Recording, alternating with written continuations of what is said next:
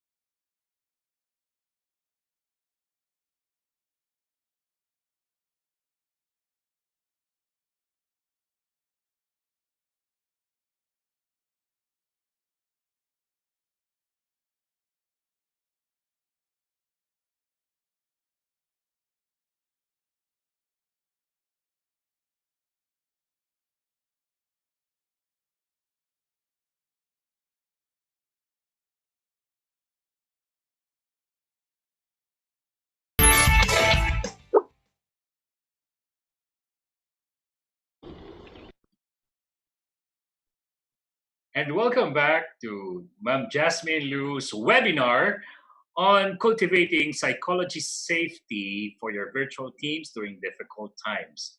This has been powered by Ariva Academy, and this is part of our way. The program support our frontliners, our way of helping during COVID-19. Learn and share. This is the call of the moment. We gave back something to you. We have been giving back since early April.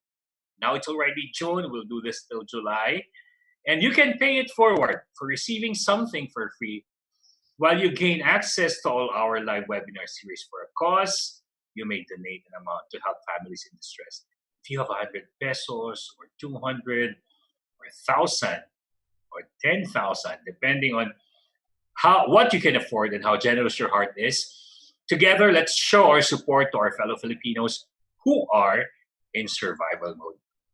During this difficult time of the global health crisis, this is in partnership with Ariva Foundation, Ariva Achievers Foundation, Bayanihan Act 2020, and the Bayan ng Mahayhay.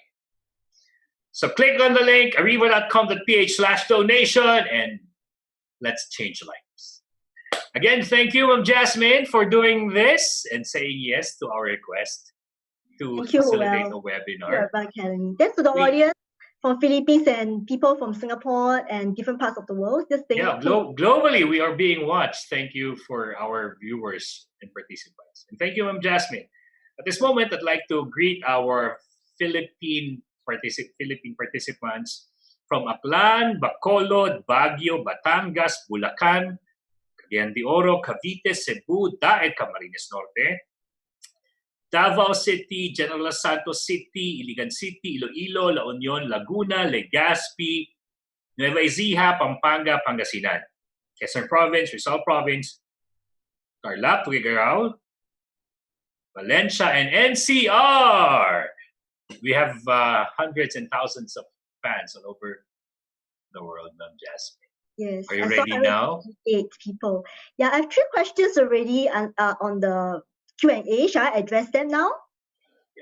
We'll be reminding them of the Q&A mechanics. Yes. So for our participants who'd like to ask your question, type in your question not at the chat box, but at the Q&A box. We have plenty of time to accommodate your questions. That's right. In fact, there are 3 questions now. Joel, do you want me to address the questions? Sure, ma'am. But we also would like to encourage our YouTube live stream participants to type in their question. And at the same time, we also have the present question you received early this morning. That's right. Yeah. Okay, so let's start off with a Q&A box. The first question from an anonymous attendee. Can I read this for you, Ma'am Jasmine? Yeah, sure. You can read to me. How do you promote psychological safety in the office? Right. So I believe this is not the virtual space, but in the physical office.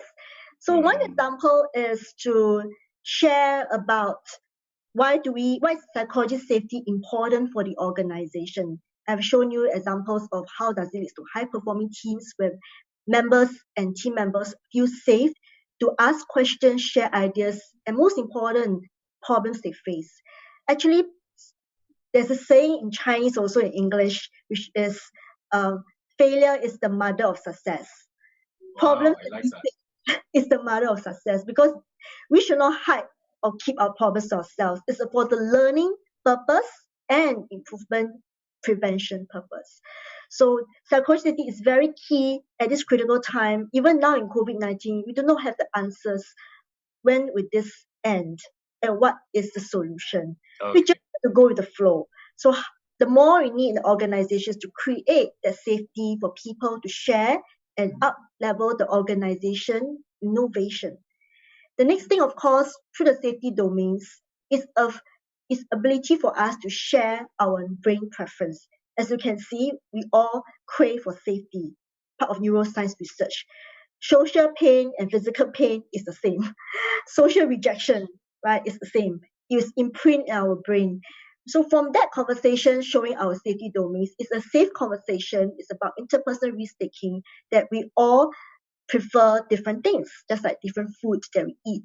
And that will help each of us to have a better understanding, prevent miscommunication between leaders and their team members. So I've answered that broad question of how do you promote psychological safety. First, shows what is psychological safety in the workplace, how does it help in teams and organization, and of course, doing the profiling gets to know your preferences. Okay, so I've answered live. Thank you so much, Ma'am Jasmine. Yeah. Now, Ma'am Jasmine, I have received a message from my own personal messenger. Just to clarify, you don't have to be a psychologist to promote psychological safety. Am I correct? That's right, because a lot of people mistreat psychological safety as mental wellness. So you notice that I spent quite a fair bit in the earlier part to talk about why psychological safety, right? And you also link back to employee engagement, the 3 conditions where we feel that we are leading a meaningful job that can contribute, and we feel safe to do our best. So that's one of the 2 conditions.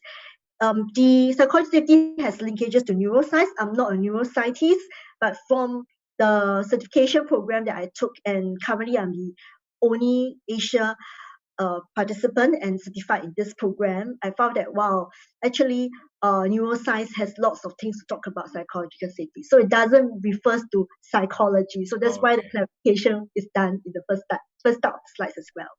Yeah. Do you want me to answer the second Jasmine? question? Okay, the second question, I'll read it for you and then you will answer this. Elvira Garcia. Thank you, Ma'am Elvira, for the question. For Ms. Liew, what advice can you give for the team members who have stopped communicating to their boss or stopped giving ideas because the new boss only listens to himself? This is a group of executives, and their owner hired a new GM a few months back. The executives used to directly report to their owner. Sure. Thank you, Ma'am Elvira. Yes. So this shows that there's no psychological safety at all. The team members don't want to give ideas or do not want to communicate. Right. So this new boss, perhaps. So this new boss is an outsider. Yeah. Perhaps he has lack of self-awareness. Maybe you can, from what I shared about safety, perhaps you can also make some guess that which is his safety domain. Is he more on security? Because security people, they may want something that is more certain, right? Self-awareness is key as a leader. So most of the time, I coach leaders because leaders may have blind spots and they do not know what they do not know, or they're very used to the comfort zone that they used to be where they are leading. So they must bring back the past leadership style or the comfort zone to lead the team. And I felt that this is an important conversation, but is the team ready to take the interpersonal risk-taking to connect with this new boss? Or is there another way to give feedback? I think feedback is gift, right? So we can have positive feedback, but of course, when we have a communication with the GM, be candid and also share constructive feedback on what can be done better. So I thought this shows that psychological unsafety, right? So that is how team members maybe have to find out. Sometimes I look at myself as an employee before. I do have leaders who may not be so inspiring, but I look at the leaders and ask myself, what is good about the leader? Yes. Can I learn from the leader? Because not everybody is perfect, not even us, right? So what is good about this leader that I do not have and I can learn from? And I think seeing the leader from a more positive angle will build connections. But I think you can share about the safety domains. I think that is a good start to perhaps there's one domain that is very, very firm about it. You feel very safe. And that's why you find that there seems to be some kind of disconnect and you feel unsafe to speak up. So that's my question for this participant. Thank you, Jasmine. And if I may ask, will it also be okay if the new GM never listens to the other executives? Can the executives give an honest feedback to the company owner? It's really depending on the maturity of the organization. Sometimes we do Okay. that in employee engagement survey results, whereby it's anonymous. And when I was in HR, I used to drive the employee engagement results. We look at organization development lens. We do see some toxic department and some toxic leaders from the survey results. And very apparent is the quality statements, the written statements. But what we do is really take it at a very neutral, fairness, right? So we also talk to the leader to understand more about. Okay, great. That's great. As I mentioned, leaders may not know about their blind spots. They could be very one direction, but leadership nowadays, we talk about 360 feedback. So whether it's but I felt that first build that trust with the leader first, build that connection. And perhaps that will help you to give that feedback easily. Or you can start with praise first. Praise and then what you can do better and you can mention to the leader what you can improve or do better as a form of feedback. Thank you, Jasmine. I'd like to remind all of our Zoom participants to type in your question at the Q&A box because I've been seeing some questions being typed at the chat box. And Ma'am Jasmine, to be fair to our participants who pre-sent their questions early on, I'll be reading the first question in our list. Joan Ricote is asking, as a health worker, what are the things we must do to avoid being stressed with the current situation, GCQ, or the lifting of the quarantine, not really the enhanced quarantine, but we're still being, as people and workers under general quarantine, we are now required to report to work more often than we were before. So how can they be safe when they are, as health workers, every day exposed to COVID-19? All right. Healthcare is something very passionate in my heart. I used to work in a hospital and I do train a lot of healthcare professionals as well and nurses. Yeah. So I think the first thing is healthcare really lacks self-care. Self-care, it's very true. burnout. It's a burnout profession. Today I just read a newspaper in Singapore asking about the healthcare professionals, the nurses, how are they feeling? They are very burnout in terms of manpower shortage, huge manpower shortage. And the worst is the public are actually avoiding them. The public looks down on the healthcare professionals, thinking that they're dirty, they have the virus with them, and they're very rude to the healthcare professionals. I think that is very, very bad. So maybe I talk about the workplace context, but society really differs. As I mentioned, I can't talk about safety precautions in terms of preventing yourself from facing this COVID-19 and ensure that sanitation is there. But I think as a healthcare professional, if you felt that more things can be done in terms of the safety measures to keep yourself safe while serving at the front line for the patients, it's important to speak up. Yeah. As I mentioned, that safety is one of the basic fundamental of humans' needs. Right? You talk about other needs, safety is the first thing. So talk to the supervisor that I felt more things can be done or there's some inadequate resources to ensure our safety. The next, of course, the mental stress is really there. I think as healthcare professional, I really salute you. When you face the patients, you have to put up a very strong front that you are helping and serving, but deep down you're very tired, you get burnt out, and perhaps you may even feel unappreciated. So I think the community that can help you the most is the people around you in the hospital, which is the leaders provide psychological safety for you to share your problems, your concerns, and not being judged for speaking up.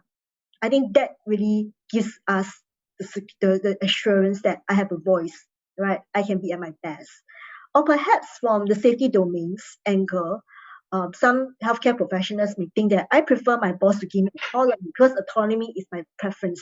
When my boss asks me a lot of details, micromanaging me, does not trust me, it gives me more stress, right? And maybe for some of you as healthcare professionals who are concerned about security, maybe that certainty, the kind of clarity and regular communications from your leader helps. So actually, safety domains can be applied to any industry, any occupations. Of course, that will change in the context of what you're doing. Yeah. So I have mentioned that and talking about the need to speak up is one way to avoid stress and burnout. Yeah. Thank you, Ma'am Jasmine. Anonymous attendee is asking you, is psychological safety a way to develop assertiveness? That's right, because you dare to take out the risk to speak up. You're not fearful of being judged or reprimanded or scolded. I think that really takes a lot of courage. Remember the story about this in Denmark? Maybe you heard about the emperor with no clothes. Yeah, the emperor is a very arrogant emperor. He thought he was wearing a very expensive, priceless coat, but actually he was wearing nothing. But throughout the whole parade, all the citizens dare not say anything, but they were all congratulating him and saying, wow, what a very gorgeous coat you're wearing. It's priceless. It's the most beautiful one I've never seen. Until what happened? Until a young boy who dared to speak up and say, the emperor is not wearing any clothes. Right? So why are people feeling so unsafe? Because perhaps of past experience or current experience where when you speak up, the leader is very judgmental. Yes. Leader do not value it. So I think this psychology safety has a lot to do with leadership awareness, change, and also the culture.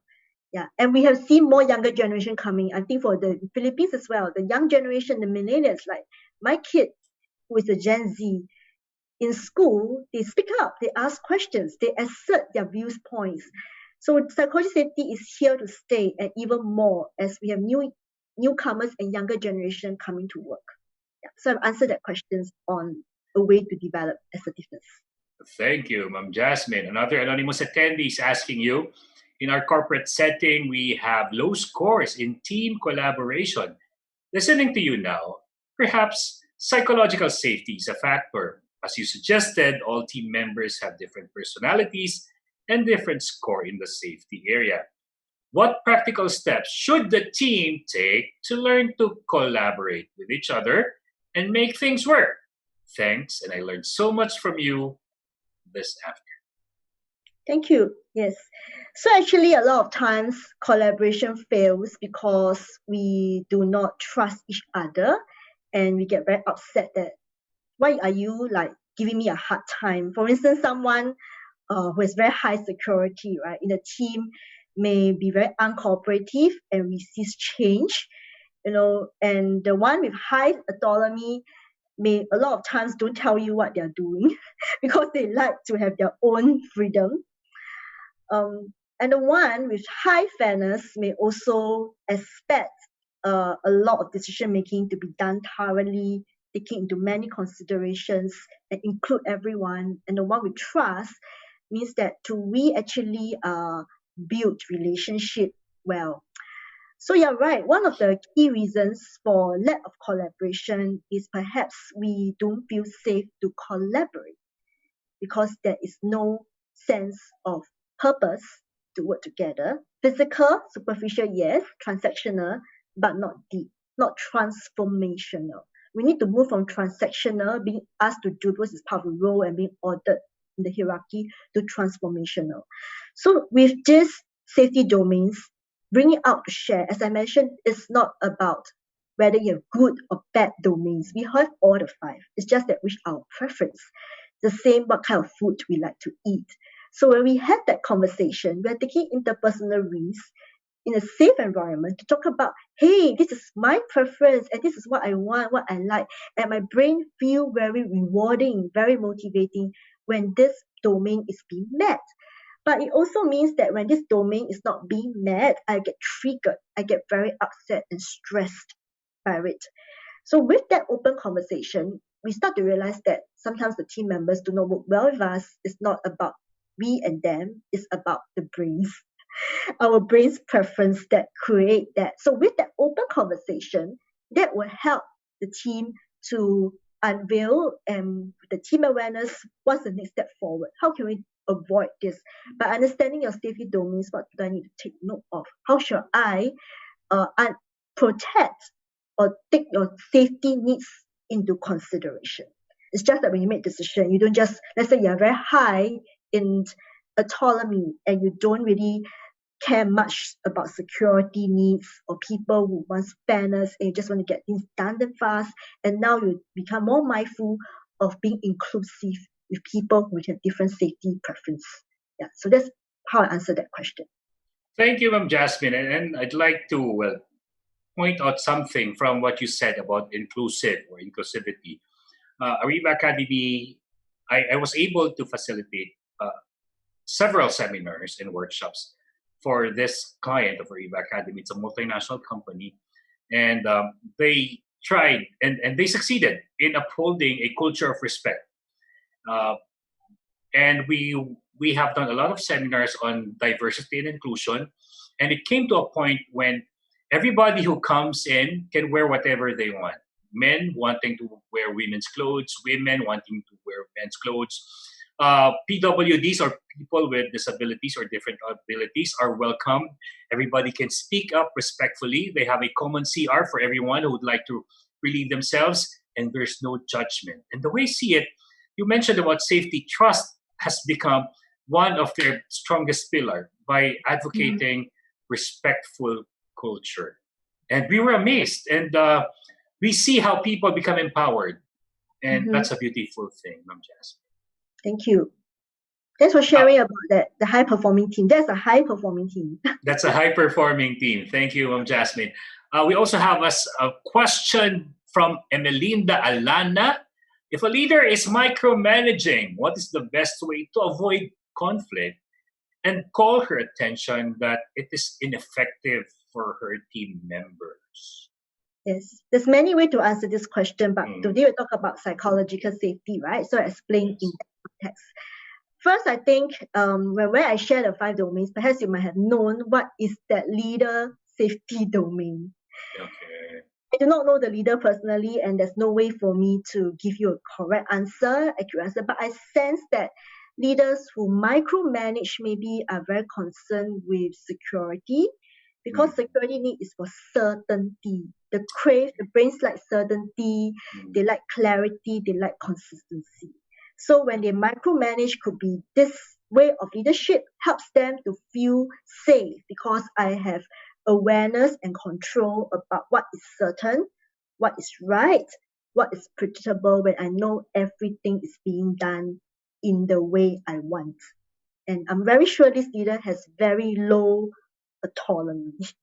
If she has high autonomy, she will not be micromanaging. She will be letting you to decide how to do it, but given the timing to submit, the results to achieve, and the resources that you need to manage. So this, from what I've seen here, from the behavior, it seems to be high need for security. Right? And of course, if you can do the profile, we can have a conversation with her. Thank you so much, Jasmine. From Christine Ada Gonzalez, how can we ensure psychological safety during online trainings? Actually, it's very ironic. I've been doing a lot of virtual training for the past 2 months, and I've never met my participants face to face except on the virtual. But yet we felt much more connected For me, I'm an introvert. Introvert people, I find that the virtual space seems to work well for us because the physical space, from the handshake, the face-to-face body language, sometimes gives us, we need more comfort, need more safety in us. So I thought that the online training, psychology safety, first resetting the ground rules or the norms or house rules, because that is the baseline of the expected behavior for everyone to feel safe. And whenever I train in the virtual space, sometimes my participants attend the training. It's not their choice. They have to come because they're forced to come. And I always ask that question to them, that why are you here? What's your learning objective? Okay, to get them feel safe to speak up about their learning objective. And sometimes they really tell me, I do not want to come, I'm forced to come, or I still do not know my learning objective. But I felt as if we let them feel safe to share and we acknowledge it, and later on, when I actually acknowledge it, I know where you're coming from. Perhaps along the way, by this day to this program or 2 days program, you can find something that resonates with you. So I think that makes them feel safe, that there's nothing wrong if I speak up that I'm actually here, but I'm being sent and forced to attend training. And the other way I did for the start the training usually is to ask a question that's relatable to everyone. That means everyone can resonate. So for instance, like one of the common questions I ask in Singapore context is, what is one thing you learn or discover about yourself during this circuit breaker? Because we have not been working in the office for close to 2 months. So what is something that you learn or discover about yourself? And I can tell you, everyone in the virtual training speak up and share. And that brings connectivity. Although we are from diverse background, diverse companies, we all have a common point, which is that question. So I've answered that in the terms of doing online training. So thank you, Jasmine. Anonymous attendee asks you this. Sometimes what is difficult is regulating oneself to protect others' psychological safety. How do we improve this? So what is difficult in regulating oneself to protect others' psychological safety? First, are you winning? First is awareness, right? Next, after you're aware, are you willing to self-coach, self-reframe? Besides getting a coach to train you, self-regulate. So for me, before I know about psychology safety, I was actually very affected by unfairness. I do not know why I'm always so emotional affected. It triggers me a lot, even to the not just a work setting, even personal life setting with friends. When things are treated, when people are not treated fairly, when things are not right, it does affect me.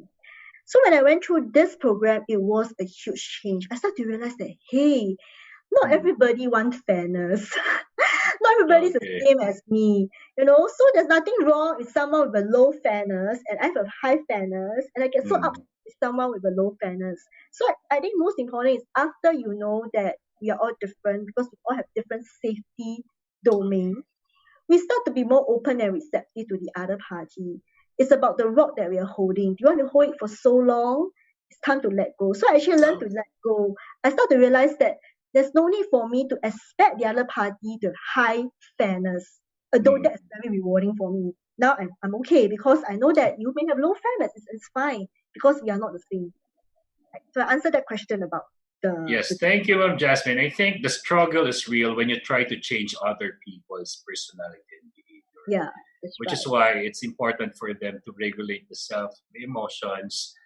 Self-restraint is, of course, in the Philippines right now, very important. And all affected by COVID-19. Anonymous attendee asks you this. How do you call attention to someone who is not participating at virtual meetings of our team? So when Where's that now? How do I call meetings of team while providing psychological safety? Okay, so let me try to re-clarify the question. So how do you call attention to someone who is not participating at the virtual teams? Yes. So why is this person not participating at the virtual teams? What about in the past? Is he okay at the face-to-face meeting? If he's all along like that, right, then I think there's no difference. He's already engaged. But let's say he's very engaged in the face-to-face meeting, but disengaged now in the virtual meetings. That means something is not right. Right? I think that's where you need to have a heart-to-heart conversation, one-on-one, not in a team setting. I think remember psychological safety has to feel safe that my esteem is not being affected. One-on-one with the person to ask what's happening, to lay expectations, to ensure that this person is okay. So I think that's see whether is there a change of behavior before COVID when you work face to face and versus now when you work from home. Right. So I think that really requires you to have that one-to-one conversation with that person. Yes. Thank you, Jasmine. From one anonymous attendee, what can I do to cope up with my anxiety in my everyday work from home? Yeah, so first identify what is the brain domains you prefer.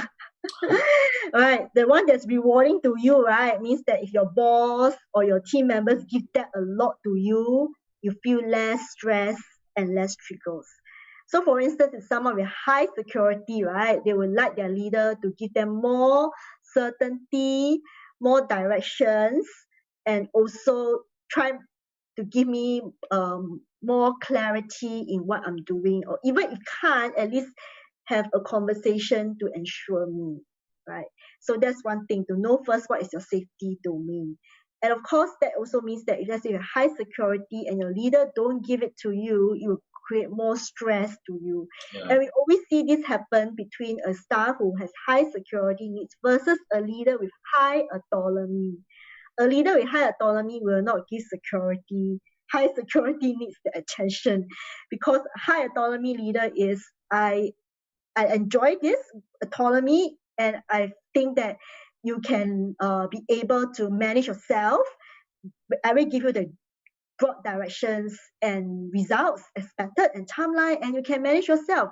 But you give to someone who has an employee who has high autonomy needs, he will enjoy it because he find that my boss is not micromanaging. He has a high trust and give me that leeway to be creative and decide, have a sense of control in what I'm doing. So I think it can be anything that triggers stress. You need to ask yourself which part of the safety domains and that triggers because it's lacking from your leader or lacking from a team, and how would you use that conversation? If let's say you have no chance to give that conversation, maybe it's yourself. You have to reframe and start with your self-coaching, self-awareness.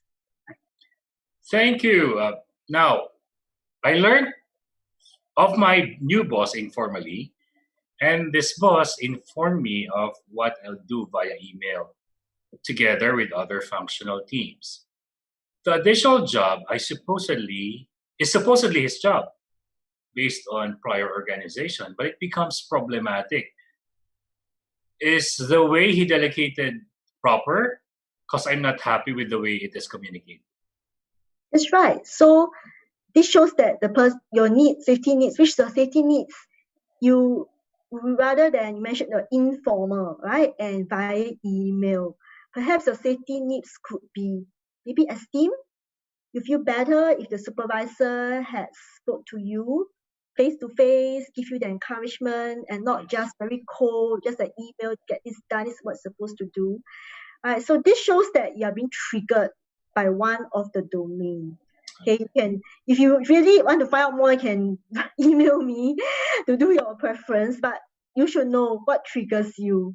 It could be also fairness, because you feel so unfair that your supervisor never asks you for your opinions. Yes. And get you to do this where it's supposed to be his job. So it could be also you have very high need for fairness, and it's triggered when these things are not done properly, right? So this could be the key reason. And again, conversation with the supervisor, share safety domains. If it's not ready, you find it's not mature enough, we have to start from ourselves. As what Howell has said, it's very difficult to change others. We have to learn to adapt and reframe ourselves. Yeah. So fairness and esteem are this person's main Fairness concern in and the esteem. I felt was from what the behavior that the person was describing. Yeah. Thank of course, you. the profile will be more accurate to know what they really are. Thank you, ma'am. One anonymous attendee is asking you, how can I win the trust of my employees? How can you win the trust of employees? I think that trust is a very big word. First is, are you willing to share? Okay, so psychology safety also is part about leaders. Leaders do not know all the answers. And it's nothing wrong for leaders to be vulnerable to share their problems, vulnerable to share that this may not be my strength. That's why I recruited you. I need you to be part of the team who has the strength to help me. So I think leaders can win trust by willing to share open disclosure your concerns, your problems, your issues, and I think the staff will feel glad to solve because they may have other ideas, or this could be their strengths because no one has all the same strengths. And safety domains is a way to win trust because we are not here to look at everyone with a judgment eye based on our colored lens, but knowing that we all crave for safety. It's been shown in neuroscience since tribal times. Social pain and physical pain are the same. Social rejection in the workplace is the same. And how can we nurture, be taken everybody's safety needs into consideration in our work, communication, decision making? So that builds trust, although we are different in our safety domains. Thank you, Ma'am Jasmine. From Maria Cristina Elauria, what does existing research show about how a team or department can thrive with psychological safety measures in place, team initiated, notwithstanding their organization's lack or absence of psychological safety measures? It's a very good question. So Amy Emerson did her research in a team setting, not the organization setting. Organization setting is changing the culture. So we know that culture is made up of people, leaders, right? And people, even within teams, there's also subculture. Yeah. So you start from your teams first, right? Your teams, because it's easier and it's nearer to you, to build that psychological safety and promote this to more teams. When there are more teams, there's a ripple effect. When more teams are more aware about the importance of psychological safety, besides importance, the key is nurture. That's important. Cultivate. That's why my topic is on cultivate, right? That psychological safety. And cultivate is not immediately short run or just a short-term effort. It's the environment to allow this to grow. And we find that psychological safety can be very effective when leaders themselves believe and practice it. Right, so I have a conversation with one of my family members just a few days ago. I said, how come when your phone calls, teleconference with your bosses, come sometimes the staff can also disagree with the boss in the conversation, which I find is a bit different. From Asia, we respect our boss. We will not ask questions or challenge his views. And I asked my family member, why is that so? Because our purpose and the team norms or ground rules as a grid as team is we need to have diverse views so that our products can be better. Our intent is to be innovative. So innovation doesn't come with standard answers. It's about different ideas, and we can just try, experiment, and do, and not say taking the risk. So I thought that is a very good way that the top leader, actually nurture it, despite his staff was asking questions and say, so-called boss, I don't agree what you say. I don't think it's possible. And in that conversation on virtual phone, I was quite surprised, but I think it seems to work in that the leader played that role very well. So this has been the material of Amy Edmondson, right? Is she from Harvard or? Yeah, Harvard Law School. She did a research on word teams. I think if you watch the YouTube video, it's very amazed. She mentioned how sometimes at work we know something is wrong, but we did not speak up because we remembered the last time we speak up, we're being punished, ridiculed, or scolded. Or perhaps you felt that if I do it right, what my boss think? Maybe my boss would think that I'm not competent enough. I better keep myself. So I'm glad that the team, for it to be highly functioning, is to have no fear, and they will not have fear speaking up if they are being respected. They can trust each other, and all the safety domains are there. That's right, and also they know that why are we doing this? And the intention of doing it. Problems, yes, is because we are learning. It's a learning opportunity to prevent from happening, so that we can get better. And sharing problems, if there is psychology and safety in a team, sharing problems means punishment, scolding, fault finding. But in psychology safety space, that is not, because we want you to share so that we can do better. I want that, the safety space Safety for space. everyone to really be productive. That's right. Yes. Okay, so Jocelyn Saklolo, how do we ensure that an employee will not get punished on his own opinions about his own group if the issue is within his internal team? So let's say if you are the leader, you have the authority and empowerment to decide what to do. If the employee shared something, even a mistake, take this as a learning opportunity. So there's this saying I learned from one of the Singapore Chinese boss. Okay, I'll speak in Mandarin first and explain in English, but sometimes this is more meaningful in Mandarin. 对事不对人, which means when issues are being shared, look at the matter. It's about the issue, the objectivity, the factor. It's not about the personal attack. Okay. So the intent is to learn so that we can prevent this from happening, and others can also learn as part of knowledge sharing, knowledge management.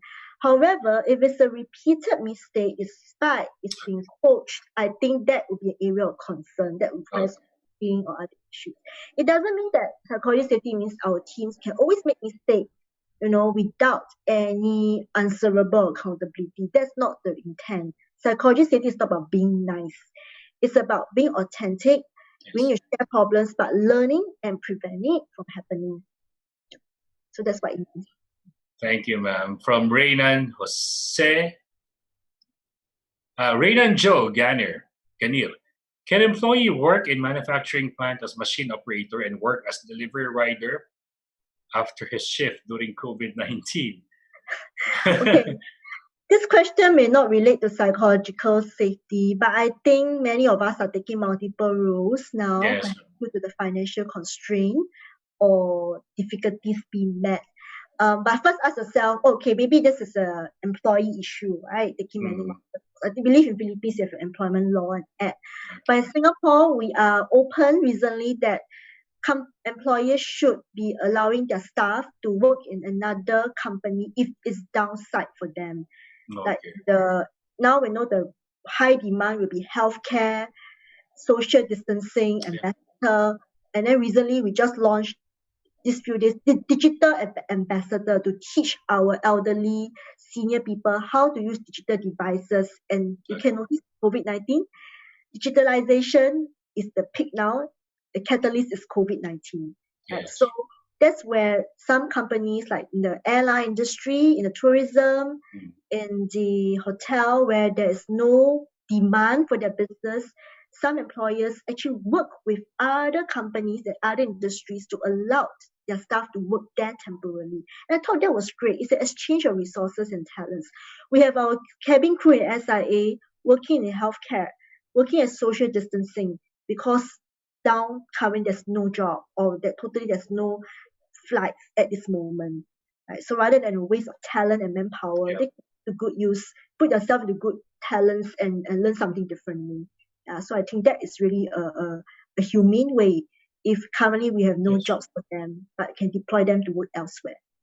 Okay, so Raynan Joe Ganir, if you feel like your safety is being compromised, you can choose to either protect yourself and look for another job, or do your job safely wherever you are now. In the Philippines, ma'am, we are looking for 9,000. We have 9,000 vacancy, 9,000 people who will be contact tracers. Because we don't have the technology to do it. We have physical contact tracers of COVID-19 patients. So all over the Philippines, 9,000 people will be deployed to be face-to-face with COVID-19 patients and contacts. And that's an opening right now. And that's high risk, high paying, but then again, it's up to you. Is money more important than safety? That's right. Or maybe share some concerns, what can be done to prevent this and make sure there's more safety measures. True. Thank you, Ma'am Jasmine, and thank you, Raynan Joe, for that question. Anonymous attendee, just 2 more questions from Jasmine before we go. What should one do when they live or work in an environment that disregards psychological safety? Thank you for this webinar, Ms. Jazz. Yes, I think if it's always a problem that's quite some time, is it because of a leader or is it the organization culture? And if it's the living space, it could be their cohabitats. And Yeah, it could be the environment, right? The leader, as I mentioned, the leader set the tone for psychological safety. They play a very key role model. Like when I was in HR, every time I look at very enthusiastic new people joining the company, but they get very disengaged after a few months. And I wonder why. Because every time when they share ideas, the leaders maybe ask them more questions, critical questions, or mention that since you share more, you do it. So after a while, why should I do it? I just shut up my mouth, yeah. right?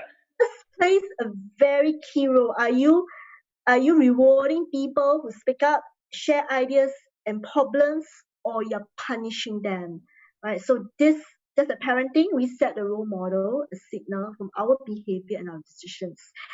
And of course, the culture is the next thing, right? I think it's time for change, really huge change. It is. Just like now in COVID-19, you will see the way we lead will be very different. We require more people to be involved, diverse views, and with the cyberspace nowadays, you hear more psychological safety people dare to speak up in the cyberspace, right? In the social media.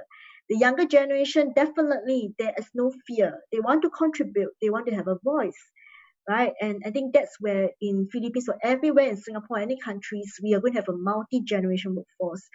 The younger groups are coming in, taking up leaders' role, or even as your employees, they have different families, parenting style, different kind of school exposure. So psychological safety means that every employee from every level of the organization can contribute ideas. Traditionally, we think it's only the top leaders, the best departments, or the brightest cream of the crop are the ones with brilliant brains that can contribute ideas. And the rest, they're just followers or just note takers. But I think psychological safety is everyone in every level, they can contribute. They have their own perspective and experience. So I think that COVID-19 is going to be a watershed in the way how the world is going to be. We all feel unsafe now, not just in Asia, everywhere it's really unsafe, and how organizations and leaders is going to be. Thank you, Jasmine. And for your last question, Sure. how can we reach our goal as a team member if we can experience anxiety and stress during work from home? That's right. One of my slides I mentioned, right? The social distancing, being alone at home, where you do not feel connected is a trigger. Perhaps from this participant, which I look at the behaviors, the trust need is very high. Yeah. The need to feel connected, because we're all social animals, and some of us thrive very well in trust. For me, trust is not my high need. My high need is fairness. I'm okay to work alone. But for certain people, they felt that, I'm actually very stressed. But if I have my network of my bosses and my colleagues having check-in conversations with me regularly, encouraging each other, right, I feel less stressed and able to cope. So just last month, I did a virtual empathy circle with the employees in the team. And it's so interesting to hear the topic was about COVID-19, that what can we appreciate about during these tough times? Although it's hard, what's something that we can appreciate, right? And some of them actually shared, one of them shared actually cried, and the rest of team members, when they shared their personal stories, they also cried. And I thought it was very powerful because that, although we may not have met each other face to face, we can still connect in the virtual space. And takeaway is they start to realize that I'm not alone, right? And we are all facing the same problems. There's more empathy. So while you being alone, thinking that am I the only one feeling so stress and anxiety, is not. Perhaps a connection to the virtual space at the meeting. Don't straight away go into work discussion. Have a check-in question like what I did just now, asking them, so what is something that you're grateful for during this difficult period, right? And you can notice the power, the energy of the conversation is very different. And once one people shared, it's a ripple effect, virtual connection, that they start to realize that I'm not alone. and I began to know you better, and we can be more collaborative because we used to be competitive. Right now, we know that we need to work together in question, like what I did just now, asking them. So what is something that you're more resilient during this difficult to be more high performing or value creating at this time? Can notice the power, the energy. So I answered the conversation. Thank you, Jasmine, for and 1.5 years. 1.5 hours. It felt like 1.5 years. 1.5 hours of they start to realize that I'm not alone. Informative And I session, began to know Q&A. you better. So everybody and put we your hands can be together more for Ma'am collaborative Jasmine. Jasmine, For the last minute of our webinar, we call it the takeaway. What do you want us to think about tonight before we go to sleep? That's right. Yeah, so the takeaway, as I mentioned, right, you can contact Ariva Academy if you are interested to know about how to conduct a safety workshop in the virtual space. Or in my email, I'm going to write in my chat box, right? I'm going to write here. So let's say if you are interested to try out the free profile, okay, which is to understand what is your the most highest safety domain, you can drop me an email and then we can connect through a coaching session, especially for leaders and managers to understand about yourself and your team members. So that's Jasmine at Breakthrough Catalyst. Okay, that one. Thank you, Jasmine, and everybody. Put your hands together. Hope to see you in person soon, Jasmine. Yes, hopefully I met you last round in Philippines for our conference face-to-face. Our Philippine HR Congress we met last year, so hope to see you again this year. That's right. Sure. Because in October, Pfizer and Sanofi, I believe, are among the two pharmaceutical companies who promise to offer the vaccine for COVID-19. And we pray that in October will all happen. Yes, thank you so much. So we'll end the chat. And thank you all for your webinar chat. I see lots of encouragement. Thank you so much. And hopefully we can also connect again virtually or face-to-face in the Connect future, again, right? And meet again face-to-face. Yes. At the SMX Convention Center. That's right. Yeah. Thank you. Thank you, Jasmine. Thank you. And see you. All the best. See you. Yes. Okay, we're being flooded by thank yous and messages of gratitude. Thank you so much, Ms. Irish Malonda Samson. What a way to start the month of June. The first day of June being Monday and talking about cultivating the psychology safety for virtual teams during difficult times. Yes, Sir Howell. I agree with our participant, Ms. Maria Asuncion Cruz. It has been a very informative session from Coach Jasmine. And in behalf of Ariva Academy, thank you so much for sharing with us your insights, your learnings about the psychological safety. Thank you so much, Ms. Iris. Let's ask our participants what are their takeaways, point of views with regards to our session this afternoon. Okay, so for our live stream, YouTube live stream participants and Zoom room participants, type in your takeaway. My takeaway is that of the safety domain, I am a high trust person. I don't just welcome people in my life.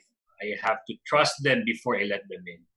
So that's why I don't have tons of friends, but I have just a few friends, and you're one of them. Wow, thank you. I was honored. Thank you so much. I can only let a few people into my life, people I trust. And thank you, Jasmine, for that. Yes. So while we're waiting for the takeaways from our participants, mine is, of course, learnings about social rejection and physical pain. Pain has the same effect, of course. And well, my point of view is that I think in any platform, maybe it's whether it's virtual or face to face, as long as the connection will be has good intention, pure intentions, with heart and concern to your team, I think psychological safety will be there. And wonderful. Definitely what they call this, will definitely engage your team.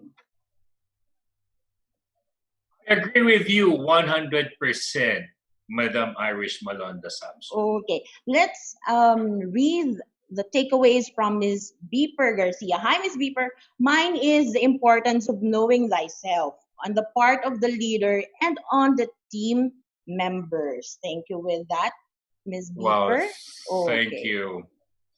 And Melchor Cordova, Sir Melchor, thank you, Irish Howell and Ariva Academy. Every Ariva Academy webinar is a rewarding experience. Thank you. From Lot Chuan, the safety model. Okay, that's See, everybody love it. Everybody loves Thank you it. so much for being with us today. And we hope that you will be able to somehow apply it with your own organization, with your company. And of course, Sir Howell, thank you so much for being with us in this afternoon. Always And a pleasure, Miss Irish, our dear I will be seeing you tomorrow afternoon Yes. again, sir. Tomorrow afternoon. Thank you and see you. Bye bye. Okay. For our viewers, please stand by because I have a lot to announce still. We would like to thank our following win-win partners. We would like to thank our official media partner, Art Plus Magazine, digital media partners, Focus Media, Globaltronics, City Advertising Ventures, Outcom, Elevate Media. For major sponsors, Pacific Cross Philippines, thank you.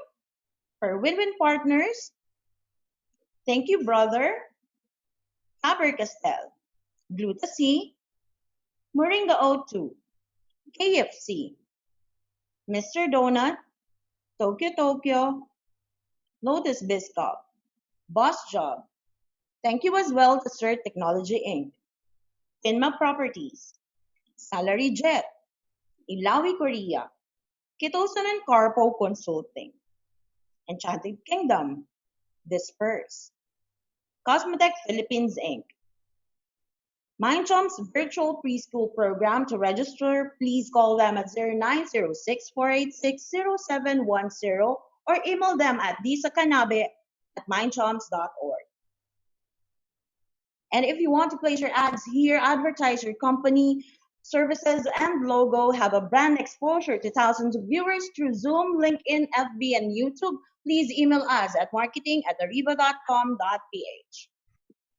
To stay on top of our insights and updates, please stay connected. Visit us on our social media sites. Join the Ariva Academy Facebook group. Like the Ariva Academy Facebook fan page. Follow the Ariva Academy LinkedIn page. And visit us on our website. It's www.ariva.com.ph. And if you want to watch the replay of our e-learning session this afternoon and our previous e-learning sessions, please do subscribe to our YouTube channel. It's Ariva Academy and Ariva Talks. Don't forget to subscribe and click the bell button so that you will be notified on our future e-learning sessions. For our upcoming online learning session, please visit our website. It's www.ariva.com.ph to register. And we would like again to invite you on our live webinar series for a class, the HR Virtual Summit page 2020. We have invited international and local subject matter experts. Our session with Coach Jasmine Liew is one of the part series of this HR Virtual Summit PH.